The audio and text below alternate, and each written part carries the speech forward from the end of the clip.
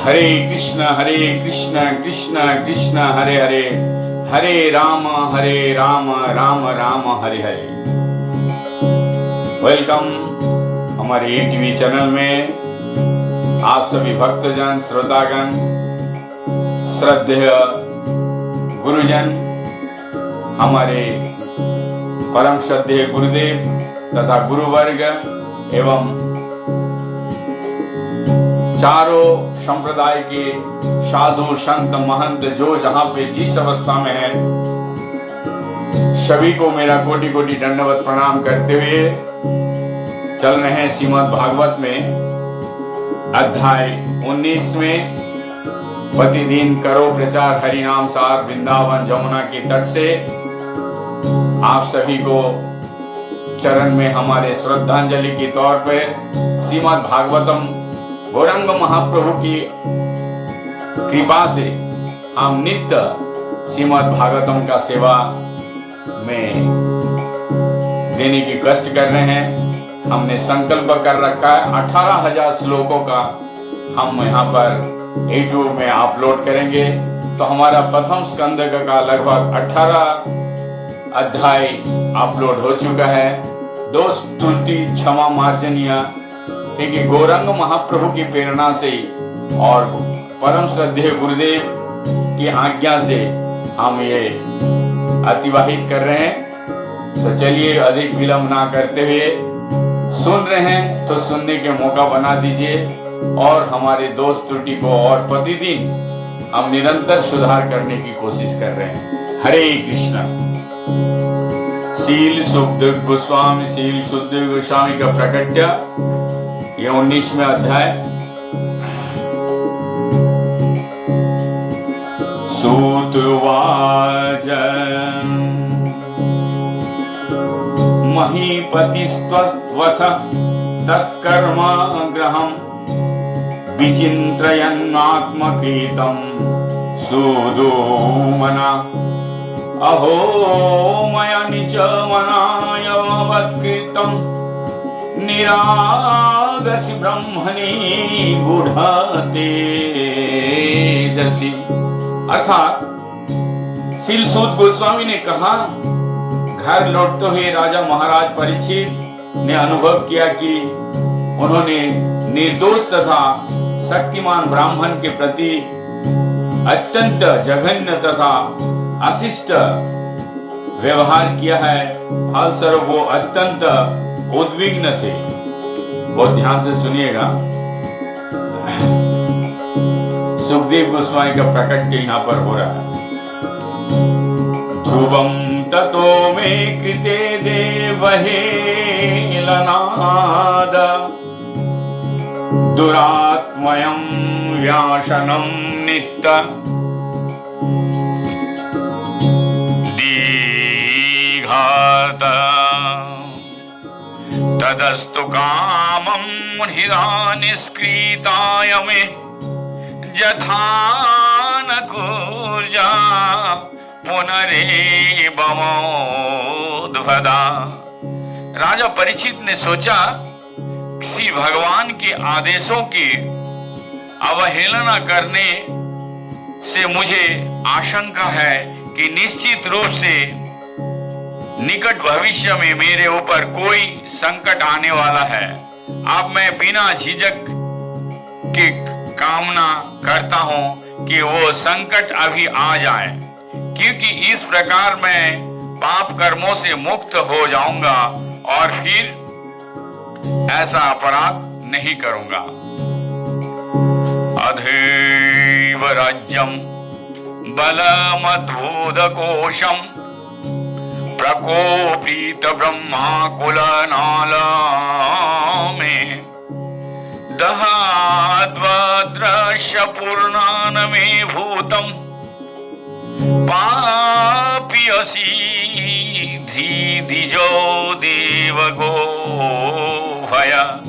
मैं ब्राह्मण सभ्यता, इस चेतना तथा गो रक्षा के प्रति उपेक्षा करने की फलस्वरूप अशिष्ट तथा पापी हूं। अतः मैं चाहता हूं कि मेरा राज्य मेरे परिक्रमा तथा मेरा धन ब्राह्मणों की क्रोधाग्नि से तुरंत भस्म हो जाए, जिससे भविष्य में ऐसा अशुभ विचार से मेरा मार्गदर्शन ना होने पाए। सचिंतयन्नी तथा मथा श्रीनोदी यथा मुनीषु तक्तो नीरीत ज्ञातिस्तक्षक्याख्यन् साधुमेनेन चिराने तक्षका नलं प्रशक्ताश्च विरक्ति कारणम्। जब राजा इस प्रकार पश्चाताप कर रहे थे तब उन्हें अपनी आसन्न मृत्यु का समाचार प्राप्त हुआ, जो मुनि पुत्र द्वारा दिए गए शाप के अनुसार सर्प पक्षी के काटने से ही होनी थी। राजा ने इस शुभ समाचार के रूप में ग्रहण किया, क्योंकि इससे उन्हें सांसारिकता के प्रति विराग उत्पन्न होगा। अथो विहाये ममोमुच लोकम विमर्शितो हि तया पुरस्तत कृष्णांग्री सेवयामधिमन्यमानम् उपाविशत प्रायायमातेयनादम्। महाराज परीक्षित आत्म साक्षात्कार की अन्य समस्त विधियों को छोड़कर अपने मन को कृष्ण भावना में एकाग्र करने हेतु गंगा नदी के तट पर दृढ़ता पूर्वक बैठ गए, क्योंकि भगवान श्री कृष्ण की दिव्य प्रेममयी सेवा सर्वोच्च उपलब्धि है और अन्य समस्त विधियों को मात करने वाले हैं। सा यावेलश्चत्रुलसी भीमश्र कृष्णांगी हरेण बभयाधिकाम्बुनेत्री पुनातिलोकानुभयत्र शेषान् कस्तं न सेवते मरीष्यमान्। ये नदी गंगा जिसके किनारे राजा उपवास करने बैठे थे अत्यंत शुभ जल धारण करती है, जिसमें श्री भगवान के चरण कमलों की धूल तथा तुलसी दल मिश्रित रहती है। अतएव ये जल तीनों लोकों के अंदर बाहर से पवित्र बनाता है और शिव तथा अन्य देवताओं को भी पवित्र करता है। अतएव जिसकी मृत्यु निश्चित हो उसे इस नदी के शरण ग्रहण करना चाहिए। इति व्यावचित्रोद्दश पांडवेय प्रायवेशं प्रति विष्णुपादद्दम दधै मुकुन्दाधिगृमनन्नय भावो मुनि व्रत मुक्ति समस्त संग। इस प्रकार पांडव की सुयोग्य संतान राजा ने दृढ़ संकल्प किया और अमरण उपवास करने तथा भगवान श्री कृष्ण के चरण कमलों में अपने आप को समर्पित करने हेतु वे गंगा नदी के तट पर बैठ गए, क्योंकि एकमात्र भगवान श्री कृष्ण ही मुक्ति दिलाने में सामर्थ है। इस प्रकार उन्होंने अपने आप को समस्त संग तथा आसक्तियों से मुक्त करके मुनि का व्रत स्वीकार किया।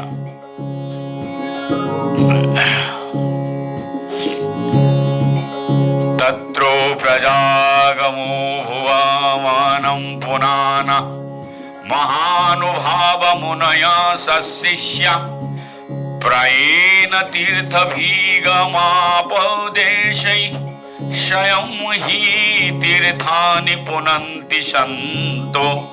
इस अवसर पर बड़े बड़े मेधावी विचारक अपने शिष्य के संग एवं अपनी उपस्थिति के द्वारा तीर्थ स्थानों को निश्चय ही पवित्र करने वाले हैं। मुनिगण तीर्थ यात्रा के बहाने वहां आ पहुंचे। अत्रि वसिष्ठस्य यवनो स्वारुद्ध्वा निरष्टनेमि भूर्गौरङ्गीराक्ष पराशरो गाधिसुतोऽथ राम उत्तथयो इन्द्र प्रमेदध्येमा बाहुः मेधातिथि द्रवल अष्टिशेन भारद्वाज गौतम पिप्पलाद मैत्रेय वैकवास कुम्भयोनि द्वैपायन भगवान नारदस्य। ब्रह्मांड के विभिन्न भागों से बड़े बड़े मुनि वहां आए, यथा अत्रि, च्यवन, शारदोद्वान, अरिष्टनेमि, भृगु, वशिष्ठ, पराशर, विश्वामित्र, अंगिरा, परशुराम, उतथयो, इंद्र प्रमोद, इंद्रबाहु, मेघातिथि, धवल, अष्टसेन, भरद्वाज, गौतम, पिप्पलाद, मैत्रेय, अर्व, कवश, कुंभयानी, द्वैपायन तथा महापुरुष नारद भी वहां विराजमान हो गए। अन्ये च देवर्षि ब्रह्मा ऋषिवर्य राजर्षिवर्यायरुणादयश्च नानाशेय प्रवारान समेत नभयजय राजा शिरसा ववन्दे। इनके अतिरिक्त वहां अनेक अनेक देवर्षि, राजा तथा विभिन्न मुनियों के वंशज वशिष्ठ राजा आए थे, जिन्होंने अरुंधय राजवर्षियों में विशिष्ट कहा जाता है। जब वे सब सम्राट परीक्षित से मिलने हेतु एकत्र हुए तो राजा ने सबके शीश झुकाकर प्रणाम करते हुए समुचित ढंग से उनका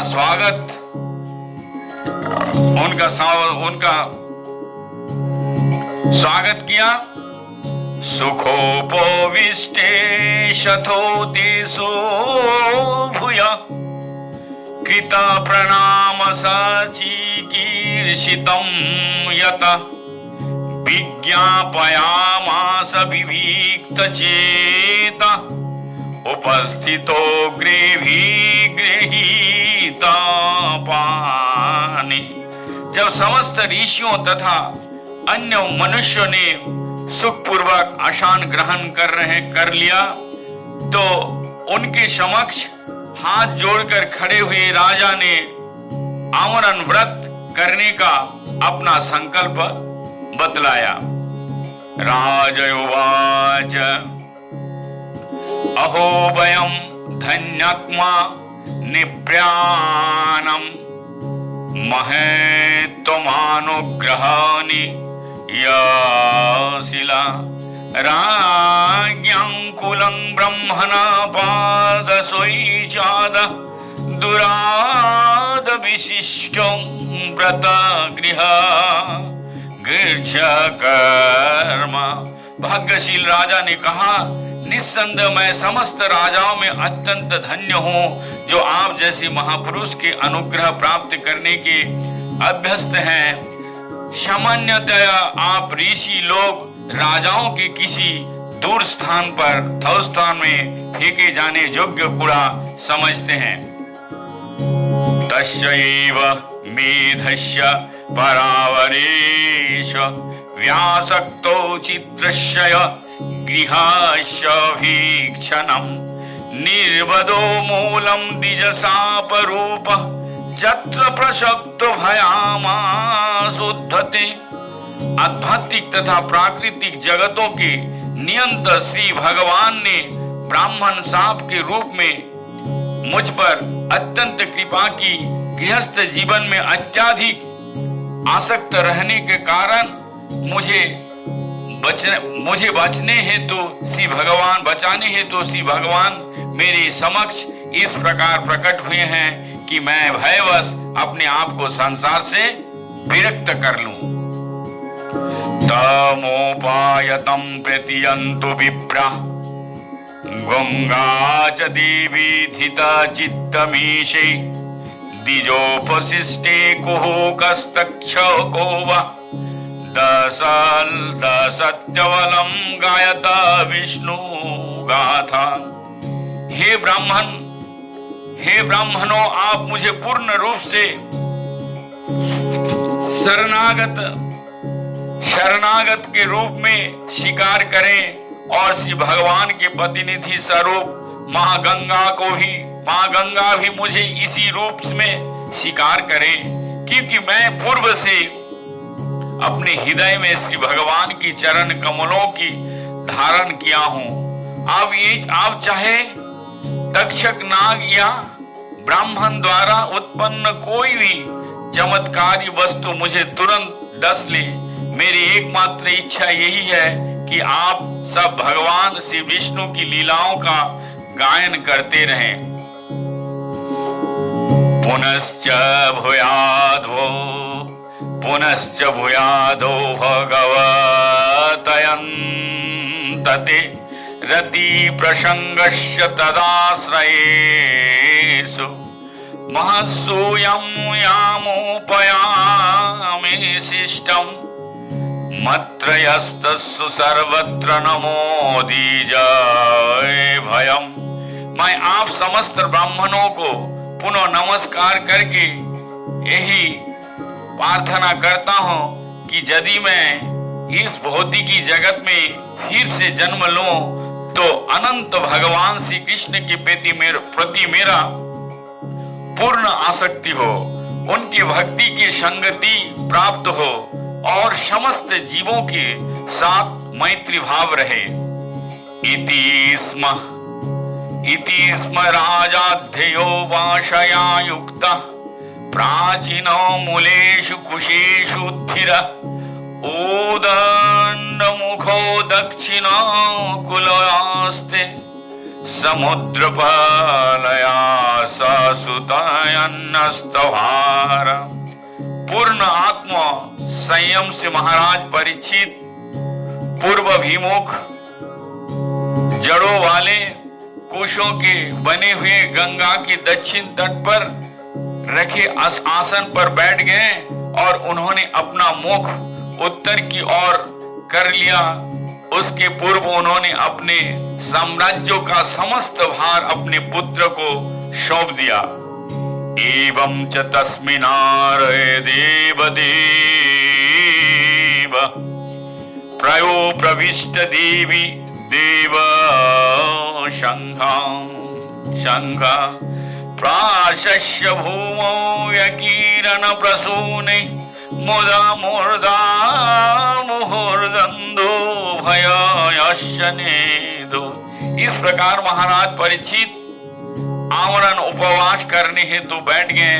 स्वर्गलोक के समस्त देवता राजा की इस कार्य की प्रशंसा करने लगे और हर्ष विभोर होकर पृथ्वी पर निरंतर पुष्प वर्षा करने लगे तथा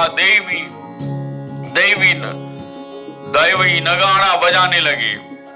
महर्षयो विषमुपागताये प्रशस्य साधविद्यो नुमदामना उजो प्राजानुग्रहशील स्वारा यदुत्तम श्लोक गुणाभिरूपम। वहां पर एकत्र हुए समस्त ऋषियों ने भी महाराज परीक्षित के निर्णय को सराहा और बहुत अच्छा साधु कहकर उन्होंने अपना अनुमोदन व्यक्त किया। स्वभावत मुनिगण सामान्य मनुष्यों का कल्याण करने हेतु उन्मुख रहते हैं, क्योंकि उनमें परमेश्वर का समस्त गुण पाए जाते हैं। अतएव वे श्री भगवान के भक्त महाराज परीक्षित को देखकर अत्यंत प्रसन्न हुए और इस प्रकार बोले, नावाइदम राजर्षिवर्य चित्रम भवस्सु कृष्ण समनो वे समनुव्रेतेषु याध्यासनं राजकिरीटजुष्टं सदुद्दोजो भगवत पायसका स्वकामा। मुनियों ने कहा, हे भगवान, श्री कृष्ण की परंपरा के पालन करने वाले पांडुवंशी राजर्षियों के प्रमुख ये तनिक भी आश्चर्यजनक नहीं है कि आप अपना वो सिंहासन जो अनेक राजाओं के मुकुटों से सुशोभित है, श्री भगवान का नित्य सान्निध्य प्राप्त करने हेतु त्याग रहे हैं। सर्ववयं तवादिहास्महेत कलेवरं यावद्दशो विहाय लोकं परो विरोजस्कं विशोकं जस्य तयं भगवत प्रदान। हम सभी यहाँ पर तब तक प्रतीक्षा करेंगे जब तक श्री भगवान के प्रमुख भक्त महाराज परीक्षित परम लोक को लौट नहीं जाते, जो समस्त संसारी कल्मश तथा समस्त प्रकार के शोक से पूर्ण रूप से मुक्त हैं। आश्रुतयो तदस्सी गणवच परीक्षित समं मधु च योद गुरो च व्यालीकम् अभासतैनानभीनन्दयुक्तान शुश्रूषमानसीरितानि वैष्णो। महान ऋषियों ने जो कुछ कहा वो सुनने में अति मधुर, सार्थक तथा यथार्थ रूप से प्रस्तुत किया गया पूर्ण सत्य था। अतएव उन्हें सुनने की पश्चात महाराज परीक्षित ने भगवान श्री कृष्ण के कार्यकलापों के विषय में सुनने की इच्छा से महर्षियों के अभिनंदन किया। समागता सर्वतो एव सर्व वेद यथा मूर्तिधरा स्त्री पृष्ठे निहातनामुत्रच्य काश्चनार्थ रीते परानुग्रहमात्मशीलम। राजा ने कहा, हे महर्षियों, आप ब्रह्मांड के कोने कोने से आकर यहाँ पर कृपा पूर्वक एकत्र हुए। आप सभी परम ज्ञान के मोतीमंत स्वरूप हैं, जो तीनों लोक के ऊपर के लोक सत्य लोक के निवासी है। फलस्वरूप आपकी स्वाभाविक प्रवृत्ति अन्य व्यक्तियों का कल्याण करने की है और इसके अतिरिक्त इस जीवन में या अगले जीवन में आपकी अन्य कोई रुचि नहीं है। तत्तस्य वीक्षयामिमं विपचिच्छे विस्भयो विप्रायिति कृतया तयां सर्वात्मना म्रियमाणश्च कृतं शुद्धं च तत्रामृषत्राभियुक्ता। हे विश्वास पात्र ब्राह्मणों, अब मैं अपने वर्तमान कर्तव्यों के विषय में पूछ रहा हूँ। कृपया पूर्ण विचार विमर्श के पश्चात मुझे सभी परिस्थितियों में हर एक के कर्तव्यों के विषय में और विशेष रूप से जो तुरंत मरने वाला हो, मरणासन्न, उसके कर्तव्य के विषय में बताइए। तत्राद भवद भागवता भगवान व्यासपुत्र यच्चाय गामटपमनोनोपेक्ष आलक्ष्य लिंग निजालाभ तुष्ट प्रीतश्च बलिरोवधूत वेशम। उसी समय श्री व्यासदेव की शक्ति संपन्न पुत्र वहां प्रकट हुए, जो संपूर्ण पृथ्वी पर उदासीन तथा आत्मतुष्ट होकर विचरण करते रहते हैं।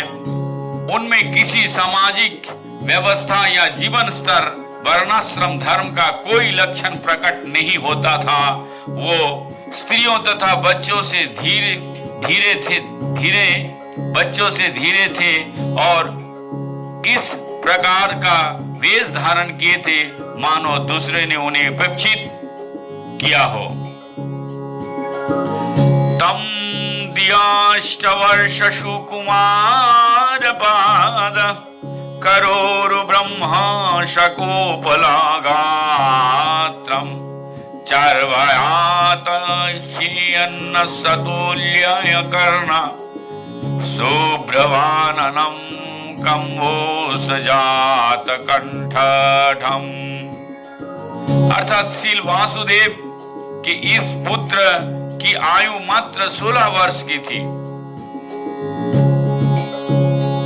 श्री व्यासदेव क्षमा कीजिएगा, श्री व्यासदेव का इस पुत्र की आयु मात्र 16 वर्ष की थी। उनके पांव, हाथ, जांघ, भुजाएं, कंधे, ललाट तथा शरीर के अन्य भागों अत्यंत सुकोमल तथा सुगठित बने थे। उनकी आंखें सुंदर बड़ी बड़ी तथा नाक और कान कान उठे हुए थे। उनका मुख मंडल अत्यंत आकर्षक था और उनकी गर्दन सुगठित एवं शंख जैसा सुंदर थी।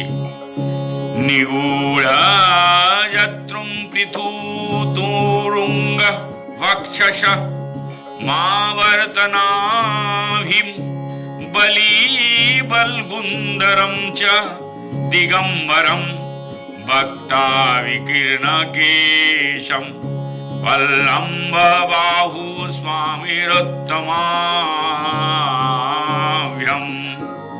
अर्थात उनकी हौसली मासल थी, छाती चौड़ी तथा मोटी, नाभि गहरी तथा उदर सुंदर धारियां से युक्त था। उनकी भुजाएं लंबी थी तथा उनके घुंघराले बाल उनके सुंदर मुख मंडल पर बिखरे हुए थे। वे नग्न थे और उनकी शरीर की क्रांति भगवान श्री कृष्ण जैसा प्रतिबिंबित हो रही थी।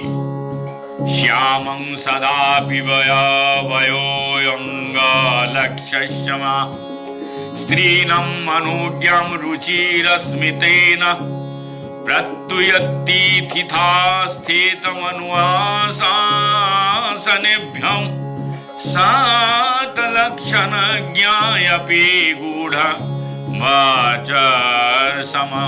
वे श्यामल वर्ण के थे तथा अपनी युवावस्था के कारण अत्यंत सुंदर थे। अपने शरीर की कांति तथा आकर्षक मुस्कान के कारण वे स्त्रियों के लिए मोहक थे। यद्यपि वो अपनी प्राकृतिक महिमा को छिपाने का प्रयास कर रहे थे तो भी वहां पर उपस्थित सभी महर्षि रूपाकृति शास्त्र में पटु थे। अतएव सबने अपने अपने आसन से उठकर उनका सम्मान किया।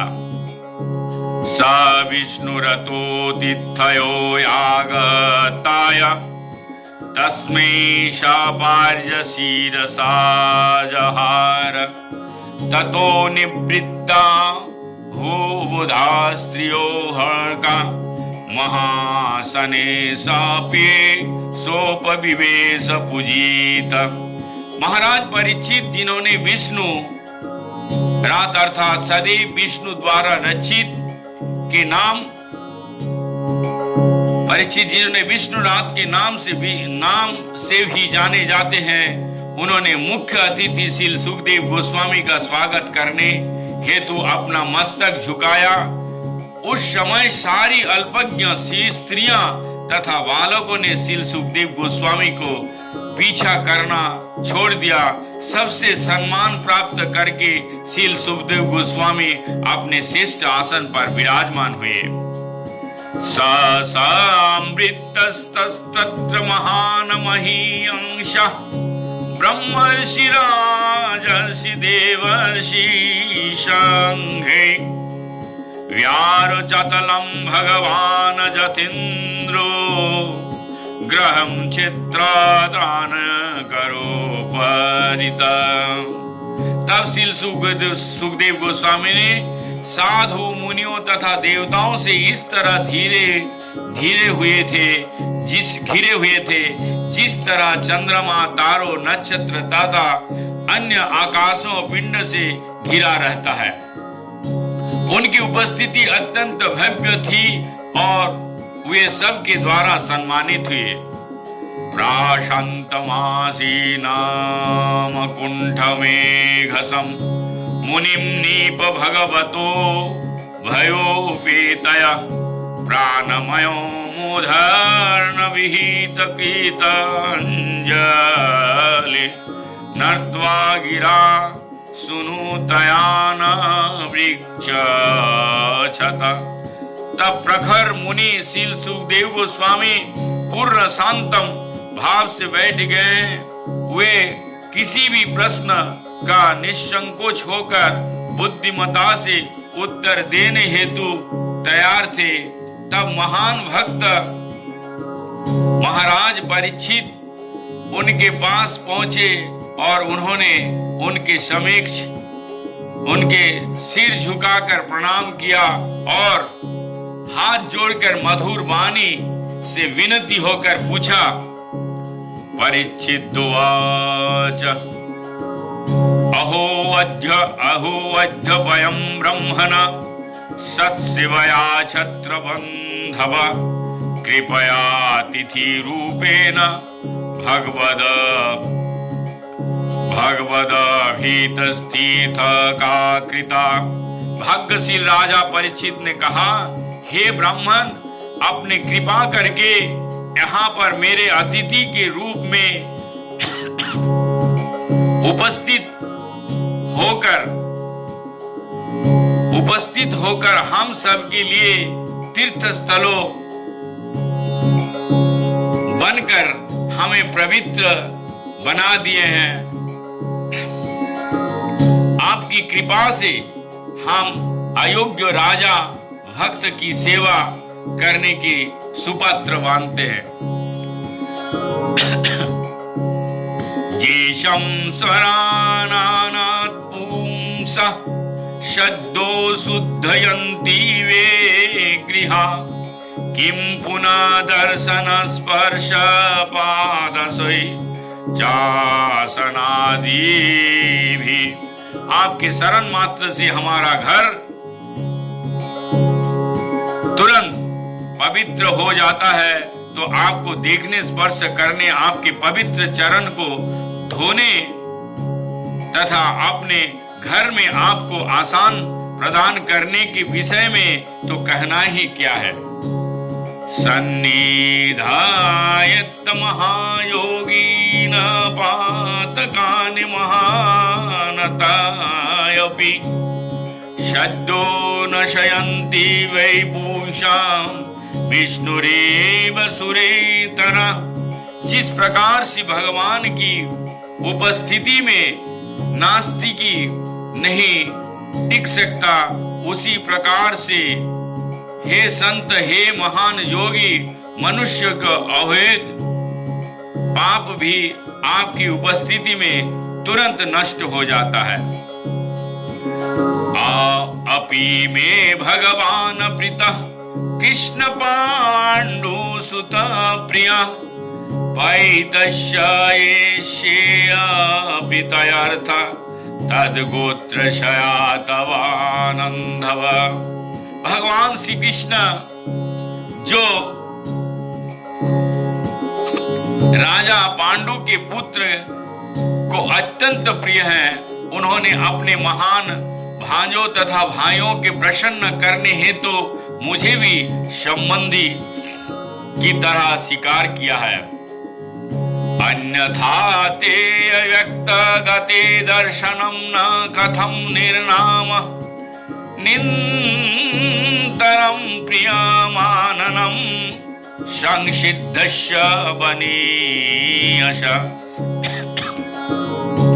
अन्यथा भगवान श्री कृष्ण की प्रेरणा के बिना ये कैसे संभव है कि आप स्वेच्छा से यहाँ प्रकट हुए, जबकि आप सामान्य लोगों से ओझल रहकर विचरण करते हैं और हम मरणासन्न को दृष्टिगोचर नहीं होते। अतः पृच्छामि संसिद्ध योगिनं परम गुरुन पुरुषाय यत्कार्य म्रियमाणस्य सर्वथा। आप महान संतों तथा भक्तों के गुरु हैं, अतः मेरे बाप से प्रार्थना है कि आप समस्त व्यक्तियों के लिए और विशेष रूप से जो मरणासन्न हैं उनके लिए पूर्णता का मार्ग दिखलाएं।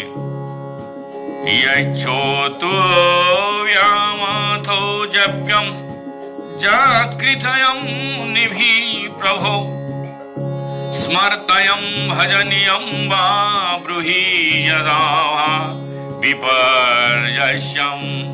कृपया मुझे बताएं कि मनुष्य को क्या सुनना, जपना, शरण करना तथा पूजना चाहिए, और ये भी बताएं कि उसे क्या क्या नहीं करना चाहिए। कृपा करके मुझे ये सब बतलाइए। क्षमा कीजिएगा, ये प्रश्न बहुत सुंदर प्रश्न यहाँ पर पूछे हैं। नूनं भगवत ब्रह्मण गृहेषु गृहमेधिनं न लक्ष्यते धीवस्तथा नमापि गोदहनम कवचिता। हे शक्ति संपन्न ब्राह्मण, कहा जाता है कि आप लोग के घर में मुश्किल से उतनी देर भी नहीं रुकते जितना देर में गाय दुही जाती है। सोतवाच एवं भासिता पृष्ठं साराज्ञा श्रीलक्षणया गिरा प्रत्यभासत धर्मज्ञ भगवान वादरायणी।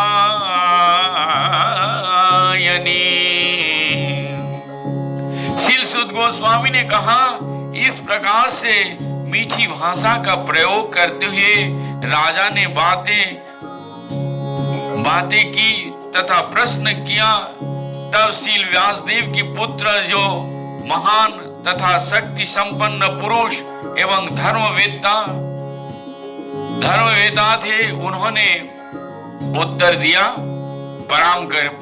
देना प्रारंभ किया। इस प्रकार श्रीमद् भागवतम का प्रथम स्कंद का अंतर्गत श्री सुखदेव गोस्वामी का प्राकट्य नामक 19वां अध्याय यहीं पे समापन होता है। इसके बाद हम लोग कल सुनेंगे। जो भी